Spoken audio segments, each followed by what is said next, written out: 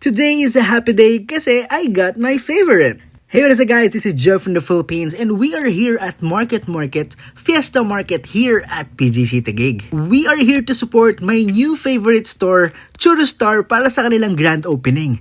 Tingnan nyo, sobrang daming tao. At sobrang haba ng mga pila. Sino ba naman ang hindi pipila dahil napakasarap ng churros na to? And look, may selfie mirror. Syempre, mapapaselfie tayo. Grand opening will not be a grand opening nang walang mga giveaways and surprises for everyone. And syempre, hindi natin papalagpasin to. Sasali din tayo. To be honest with you guys, hindi ako swerte sa mga ganito. But look, I got my free dip. And I got this very cute mug from Churrostar. And wait, there's more. I got these 2 keychains. Sobrang cute.